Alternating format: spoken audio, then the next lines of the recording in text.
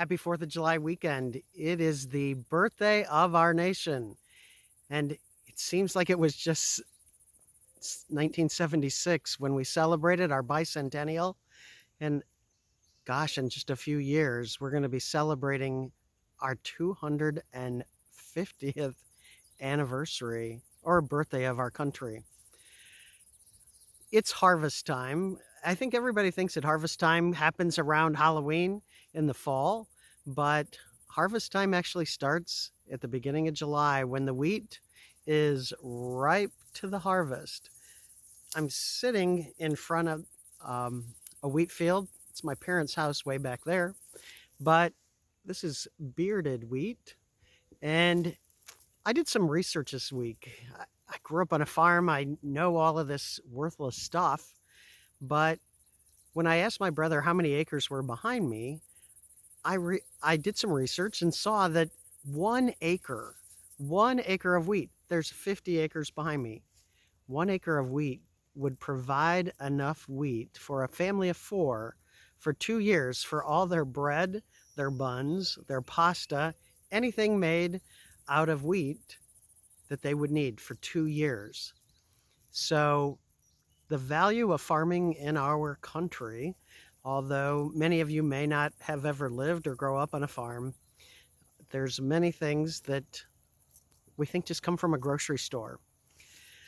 I spent the evening tonight with a neighbor family who had a loss this week, and we were discussing Art, their dad, and the many lessons of life that they learned by growing up on a farm.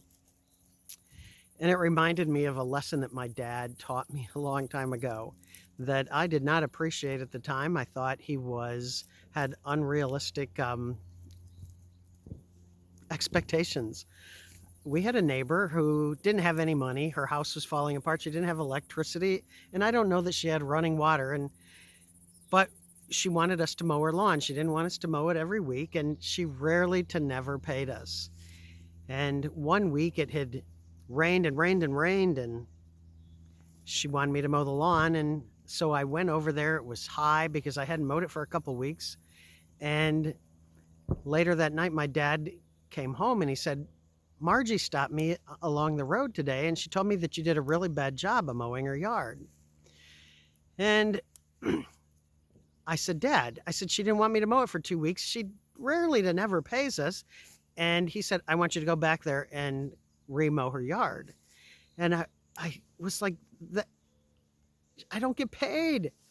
And he said to me, if Dr. Blacon called me and told me you didn't do a good job mowing the doctor's office lawn, you would go back there in a heartbeat and would never want the embarrassment of doing a bad job. Well, I thought it was the difference of being paid and not paid. And then as I grew up, I realized that was work ethic that I learned by growing up on a farm. And regardless of someone's value, that we needed to treat everybody the same because all people are created equally. So I'm going to sing some songs today. The first one, it's harvest time. And as I thought about today, even though it's our nation's birthday, I want to sing the harvest song first. And it goes, harvest time,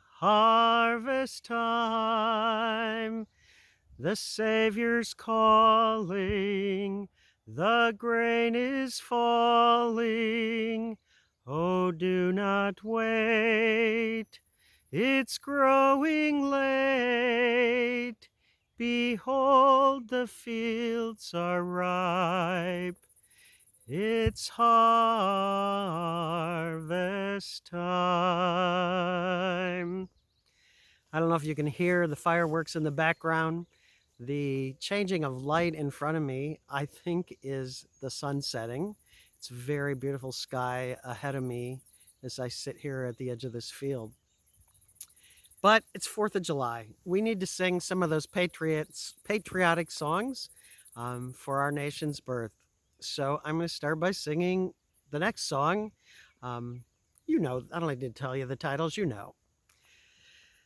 Oh, beautiful for spacious skies, for amber waves of grain, for purple mountains' majesty, above the fruited plain. America, America, God shed his grace on thee, and crown thy good with brotherhood, from sea to shining sea. Started that out a little too high. The next one I'm going to sing is God Bless America. God bless America, land that I love. Stand beside her and guide her through the night with the light from above. From the mountains to the prairies, to the oceans white with foam. God bless America, my home, sweet home. I almost forgot something. I have a little goodie bag over here. It doesn't have mosquito repellent in it. Shame on me. 2 weeks in a row.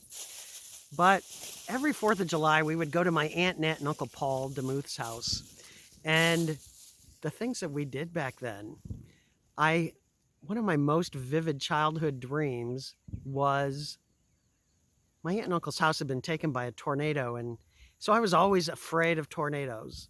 And in one of my dreams, we were there for the 4th of July, and a tornado was coming, and the train was coming, and I can remember my Uncle Paul, and he was always the fireworks person, and he would light these like cherry bombs, and